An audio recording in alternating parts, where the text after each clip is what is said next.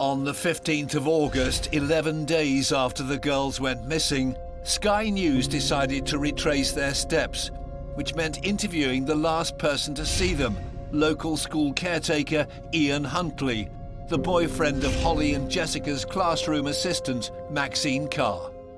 It's 6:15 p.m. The timeline on that Sunday night, the 4th of August, puts the girls here, right in the forecourt of the village college, the local education centre. We know they'd been to the sports centre just across the road a few minutes before to buy some sweets and were carrying on walking through what would have been very familiar territory. Their primary school, St Andrews, is just across the back of the village college here. How do we know they were here at 6:15? Well, we have an eyewitness. Ian Huntley here is a familiar figure. Evening, Ian. You're the school caretaker. The girls, Jessica and Holly, would know you, and they saw you on the front doorstep. What went on?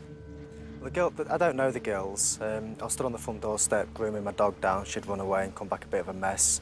They just came across and asked how Miss Carr was, as she used to teach them at St Andrews. I just said she weren't very good as she hadn't got the job. And they just says, please tell her that we're very sorry. And off they walked in the direction of the library over there. And you may, as it turned out, have been the last person to actually chat to them before they vanished. Yeah, that's what it seems like. Huntley looked like an unassuming, ordinary little bloke with a soft voice who wouldn't hurt a fly. He was a slight withdrawn sort of character, but at the time he seemed reasonably credible. It seemed like a credible story. That's where the girls would have walked. So when I talked to him, I had an open mind. I certainly at the time wasn't thinking, this is the guy that's done them harm.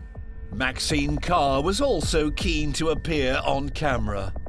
We interviewed her in the middle of the village and got her to tell us about her relationship with the girls. They're ever so funny, they're brilliant, they're kind to everybody. They wouldn't say a bad word about anybody. And they love their families and everything, which is why nobody believes that they would ever run away. They was very close to all their family. This is something I'll probably keep for the rest of my life, I think. It's what Holly gave me on the last day of term. She was very upset, and that's the kind of girl she was. She was just lovely, really lovely.